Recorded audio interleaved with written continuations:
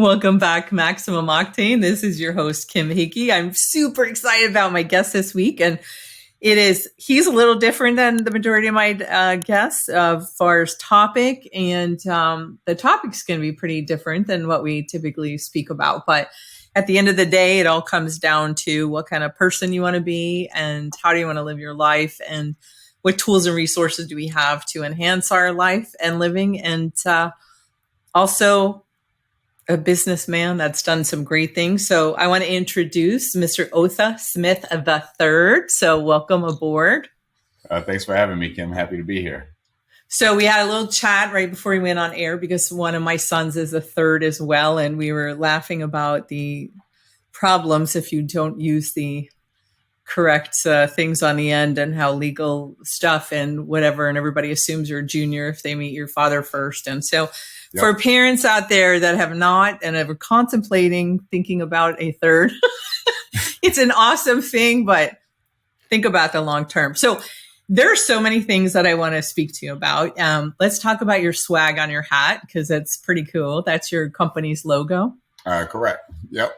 Okay. And the business is Tetragram. And you want to explain what that is? Yeah, absolutely. So, again, happy to be here, CEO and founder of Tetragram. And, I really built Tetragram to not only empower cannabis and CBD consumers, but really, the entire industry through data. And so what that means is, cannabis has been legal for centuries until like the 1920s. And now we fast forward in today's time and cannabis is legal again.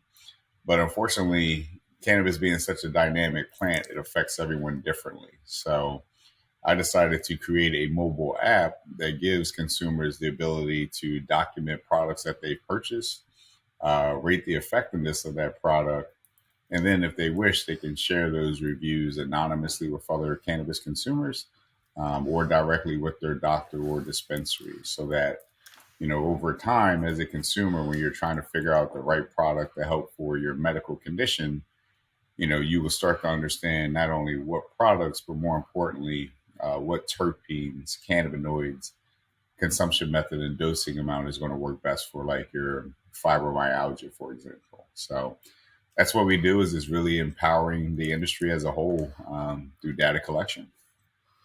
I'm smiling because I know already I can just see the emails coming in. Why are you having on, somebody promoting drugs and whatever? So we're going to get to all of that. And, but I just wanted to kind of, because your logo, if I don't mention it, it'll be distracting me during it. And it's so cool. Your swag is definitely very cool.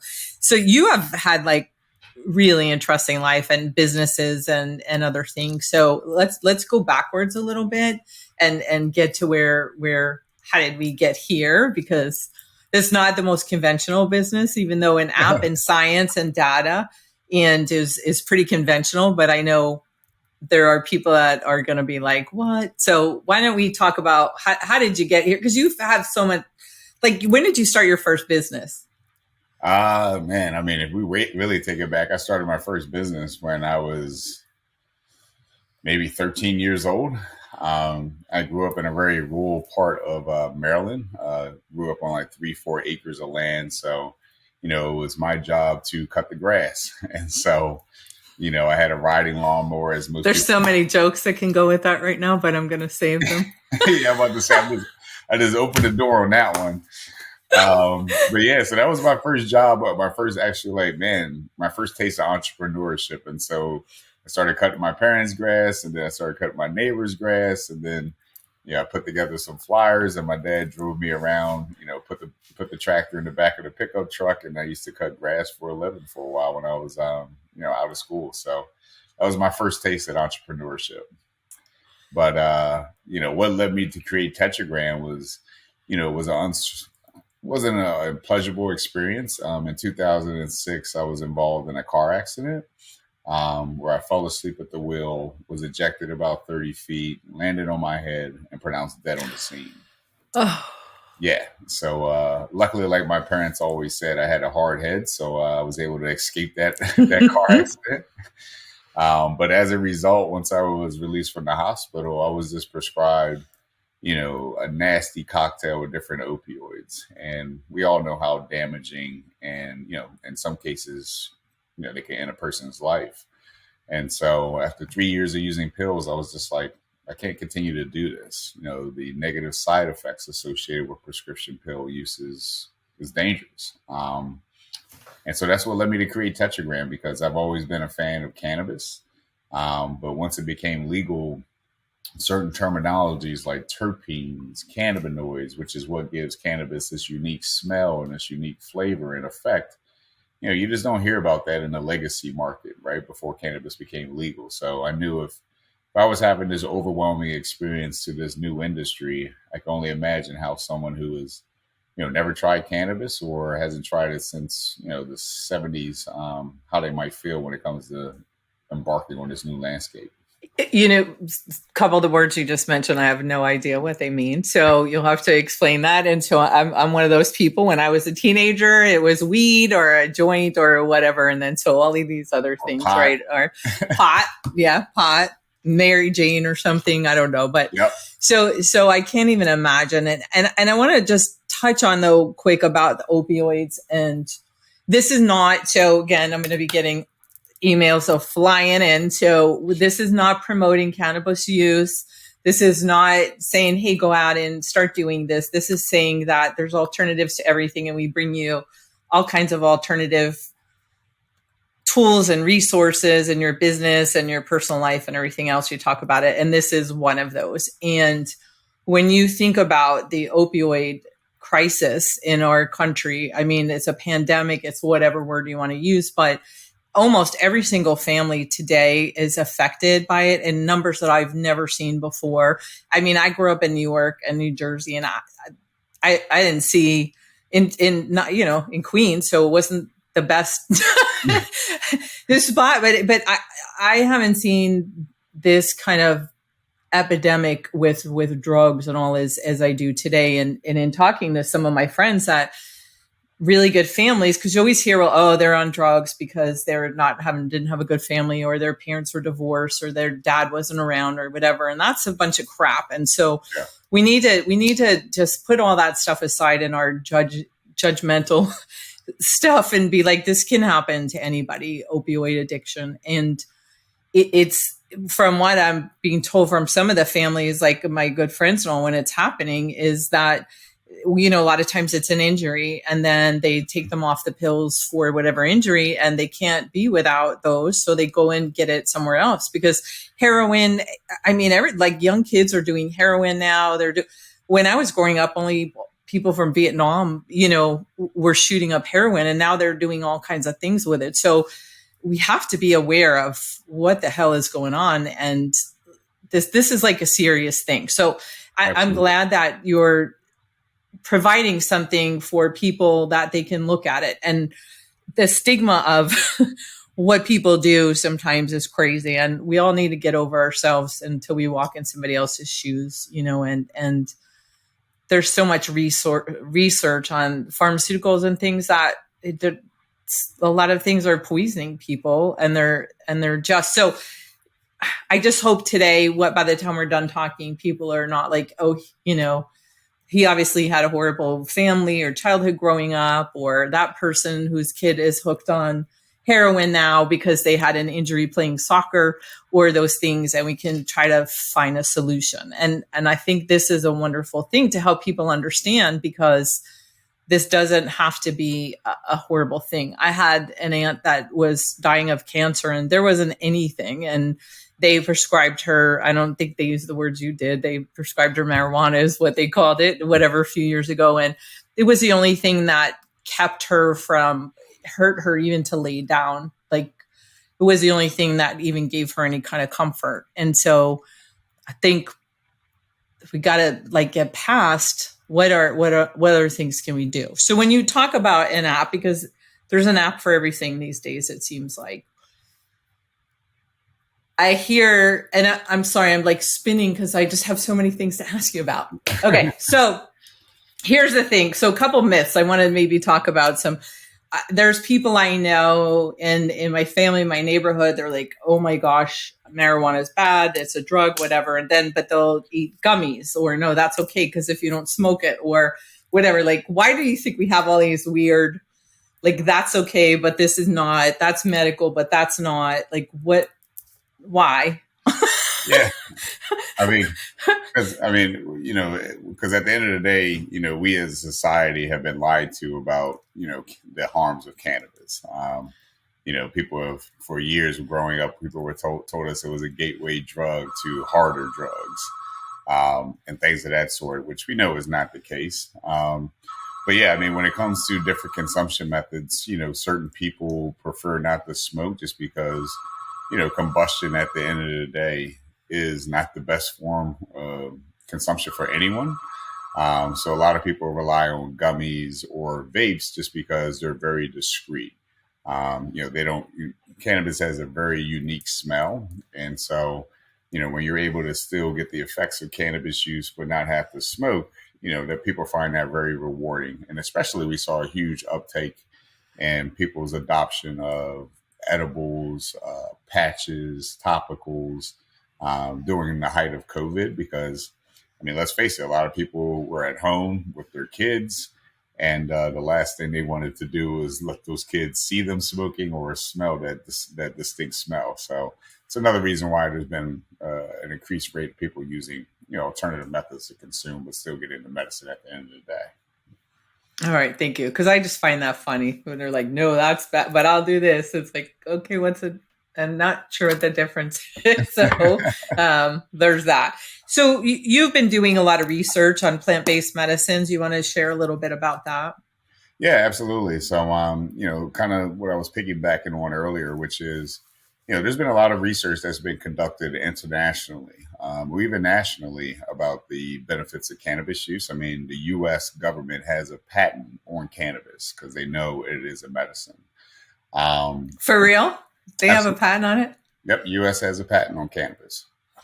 But, I learned something new every day on this show. Yep.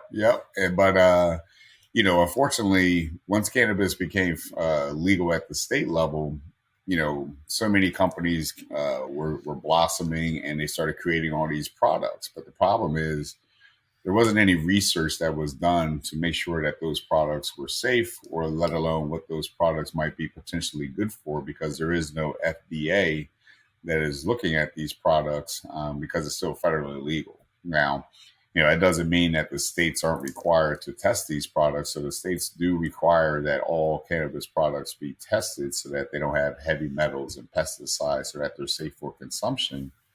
But again, at the end of the day, we don't know exactly what those products are good for, even though they're safe to consume. And so I've been working with universities that are starting to conduct research into cannabis, utilizing real world products and providing those to those participants of that study. I did a really great one in Massachusetts with the Cannabis Center of Excellence, which is led by Dr. Marion McNabb. So I definitely want to give a shout out to her, and also give a shout out to Gibby's Garden, who was the cultivator that we worked with. And in this research, it was really dear to my heart because I'm based out of DC. So, the veteran population is very huge here. I got family members, friends that serve. And I've seen, the adverse effects of war, right? So like PTSD and so forth. And unfortunately, the VA just wants to shove pills down these veterans' throats, which, if you don't know, 22 veterans die of suicide every day. And so with this project that we did in Massachusetts, we teamed up with veterans specifically and provided them with this medicine from Gibby's Garden. And we're able to measure their health and wellness impact while utilizing cannabis over prescription pills. And the findings are astonishing, just to see how these veterans have such a better quality of life improvement because they're using cannabis as opposed to using prescription pills that make them, lethargic or, just not present in the world today. So a lot more research is being conducted, and I'm just happy to be a part of it. Thank you for sharing that. So what are you saying? Because you just mentioned lethargic, and I think stereotype, we all watch Dazed and Confused and whatever, all that, remember high school. And stuff, and Spicoli and Fast Times at Ridgemont High, and that's the persona, right, of people that get stoned or stoners or whatever, all day. And so how does this, or is it the different strains today, or that we're making it that people are, that it's helping them for medical and other things, depression and other things, and not making them want to sit around all day and eat potato chips and tacos or whatever? Yeah, I mean, it's fascinating because like I've always been a fan of cannabis, like I said, ever since I was 15. But whenever I would consume, it would only be on the weekends or like right before bed. But once I got into this industry, I realized that people were waking up and smoking and then going into the office. And so that I know the name is Wake and Bake, because I was recently on a cruise and the hallway just reeked, and I was like, what the hell is that? And somebody's like, oh yeah, it's Wake and Bake. Everybody's a Wake and Bake on this floor. And I was like, oh God, just walk, as soon as you open your eyes. So that's not the healthiest thing either, right? To just open your eyes in the morning and just get stoned all day every 5 seconds. I wouldn't say that. I mean, I knew a great deal of people that get up every morning and they wake and bake, and they have very high demanding performing jobs. And it was an eye opener for me. I just never knew that people could consume throughout the day and still function at a high capacity. But, that's where it all boils down to, which I mentioned earlier, which are cannabinoids and terpenes. So, this is what is the molecular structure of cannabis, the oils of the plant that give cannabis a certain effect. And so, like everybody knows THC because that's a very popular cannabinoid because that's what gives you the euphoria feeling. Everybody knows CBD because that doesn't have the non-psychoactive ingredients. So there's more CBD stores that I see now than there are the cash or check loans or whatever. They're like every other store now, that the CBD store. So I think that's a pretty popular thing. Yeah, CBD has become explosive since 2018 because the Farm Bill, when they passed it, and now it became federally legal as long as it has under 0.3% THC in it. But yeah, so, the industry in like Canada, for example, doesn't use strain names like Bubba Kush or Lemon Haze. They go strictly by terpenes and cannabinoids. So when you walk into a dispensary in Canada, you'll say, I want a product that has this much myrcene or this much pinene. And then they find those products that contain that and provide them to you. So it's definitely a much more medical approach as opposed to here in the States where we really just...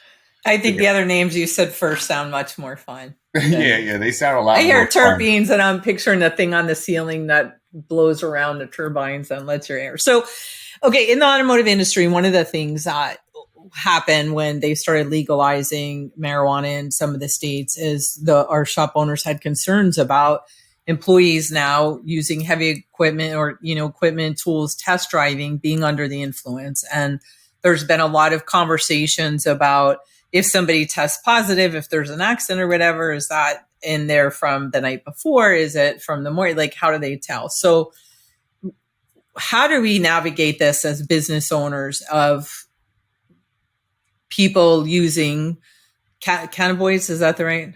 I'm going to say it right. That word.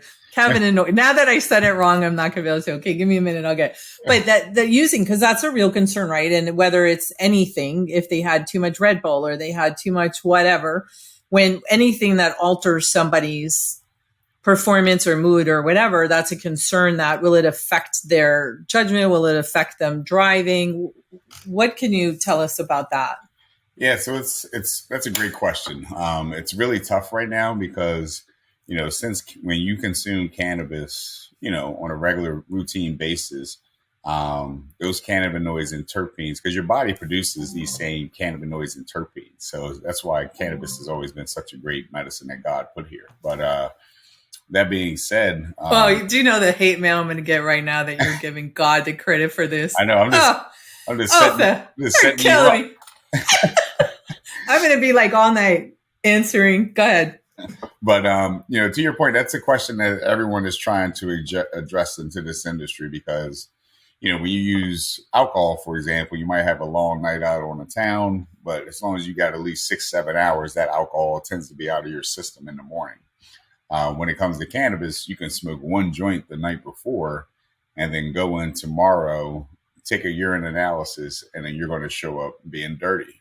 But that doesn't mean that you're, under the influence, like actually feeling high at that moment.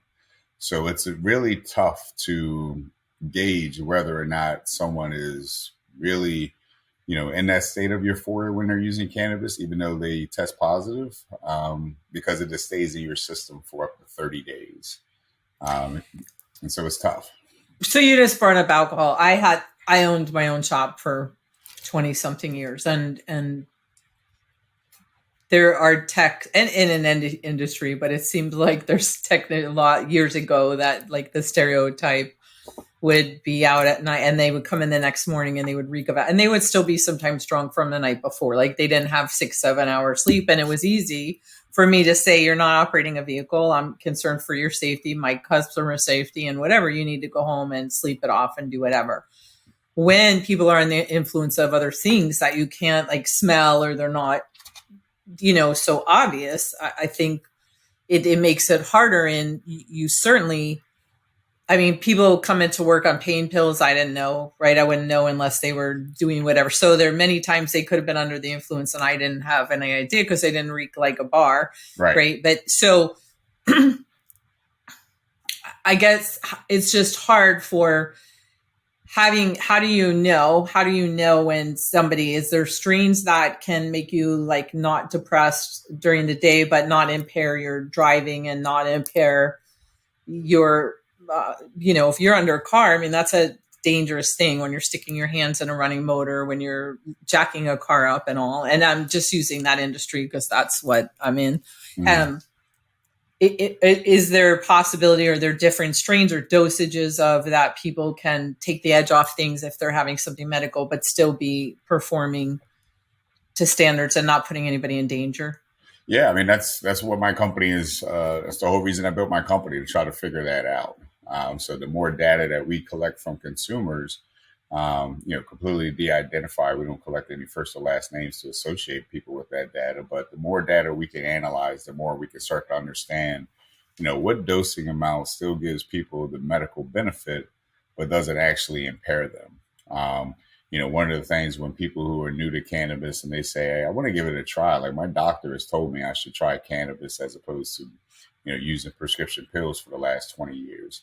And I always start them off with like something that is a 1-to-1, meaning a little bit of THC, a little bit of CBD, because CBD actually counteracts the effects of THC. So you never really feel, as if you're stoned or have a buzz, but it does give you ability to utilize that medicine without catching that euphoria feeling. So that's something I always recommend to people, or just try CBD by itself. That is non-intoxicating at all. And it's a great way to like tip your toe into the industry and then start to figure out where to go from there. So would you recommend then for people that are new to it or thinking about it, start like you said with like CBD for during the day and then do whatever at night and weekends and see how it impacts you and your judgment and all? Yeah, absolutely. It is, again, since it's been federally illegal for so long, there's just nothing that consumers can use to try to get a head start. So, it's kind of like where they say go low and slow when it comes to any type of edible, because, we've all heard about how people have ate too much of an edible and next thing you know, they cleared out their refrigerator and can't stop eating. So, I always advise people definitely start with CBD first and then slowly start to titrate up to, rope in THC laced products until you find that sweet spot.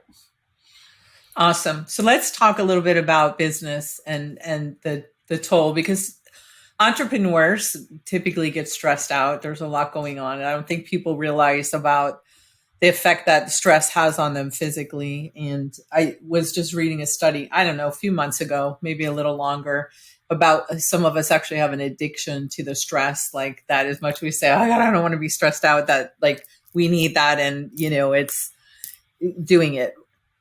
there's a lot, like everyday life, there's so many things to deal with. And then when you're starting a business on top of that, what advice do you have for people? Structure. You got to be very structured in life. Especially if you have a family, you're starting a business, but maybe you haven't taken the full leap from your business, from your 9 to 5 yet. You're just building it at night or on the weekends.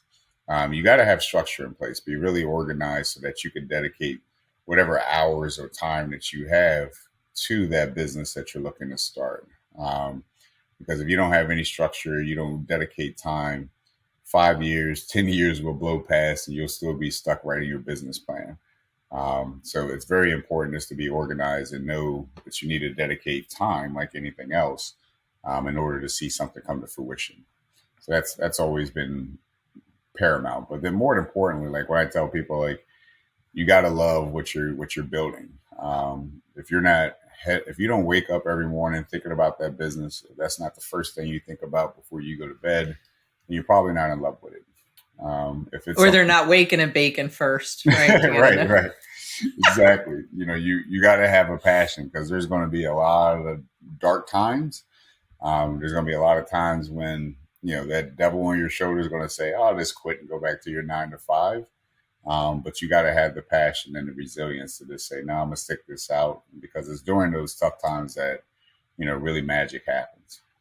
It sure does. It sure does. And so many people, I just like fight having some kind of a plan and doing things with intent. And they're always stuck in the entrepreneurial victim mode. This person didn't show up today, or I can't get that, or the computer's not working, or the what. And it's like, you have to move on and get past this, and you have to start doing things with intent. And there isn't any kind of review of like what went well, what didn't, how do I improve on this. One of the things, my son's in the military, and he's in the sniper with the Rangers, but they have a documentary on, I think, Amazon, Making the Cut. And one of the things that I love about that is they have what they call the dope, and it's you examine the data of the previous engagement.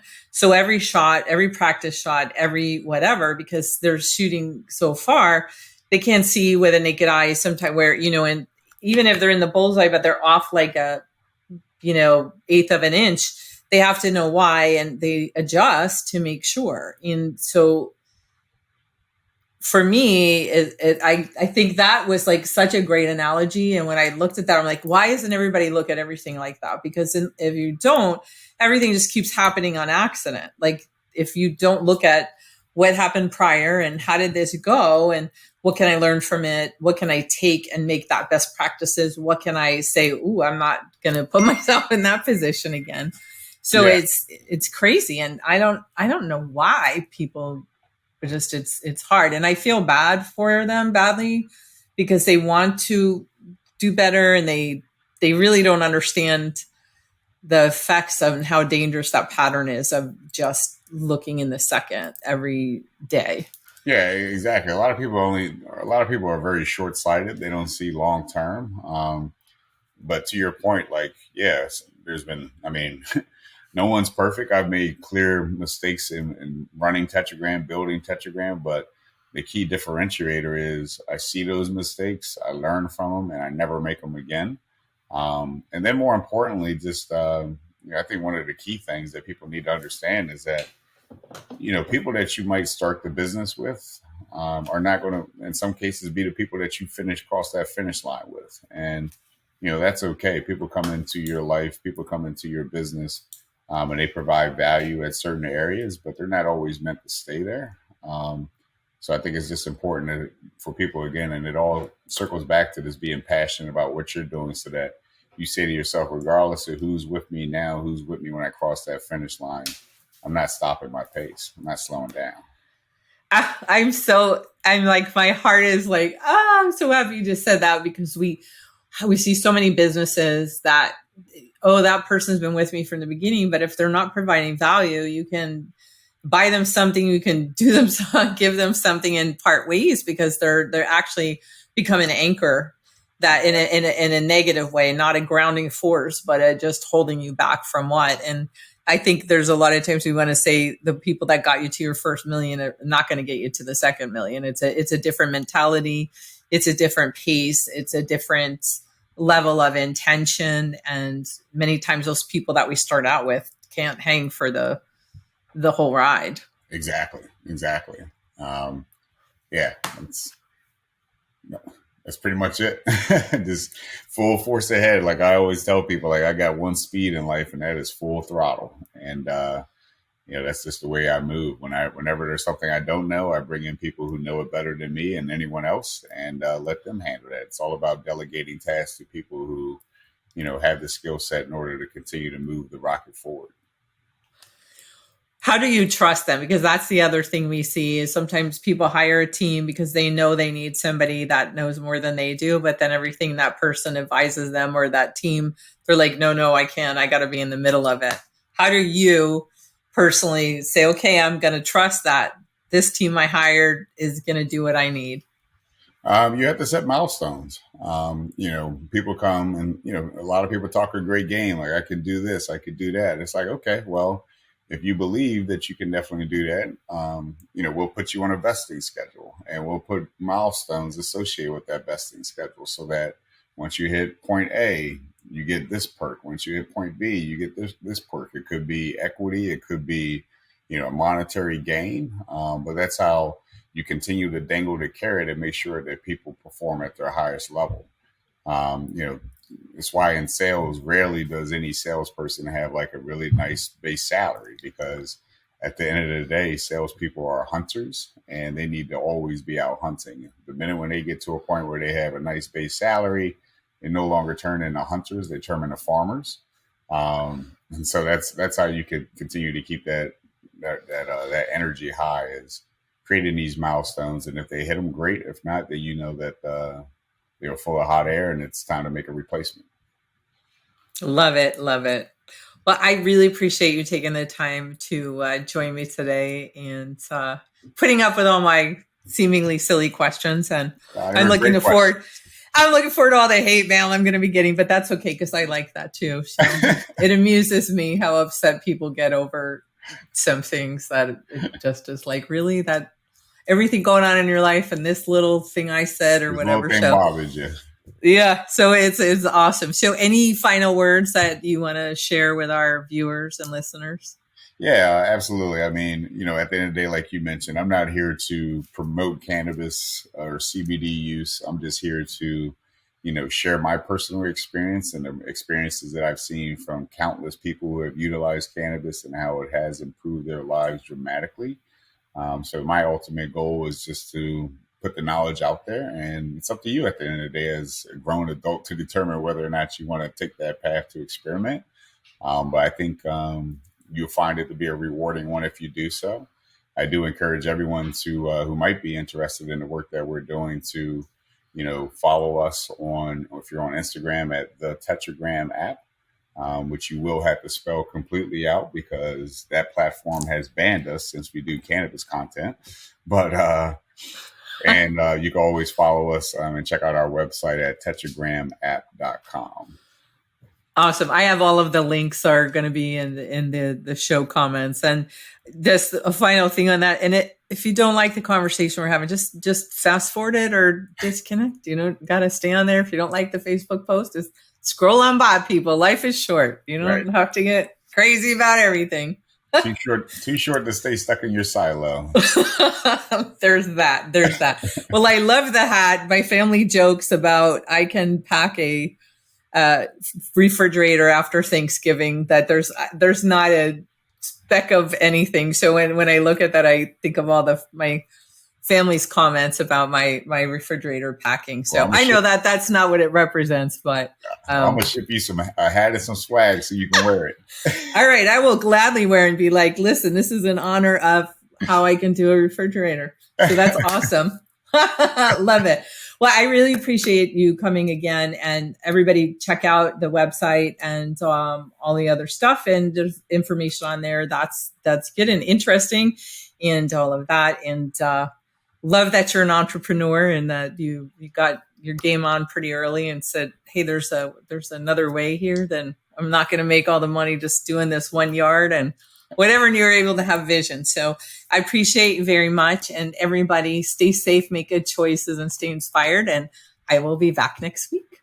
Thank you for your time. Thank you.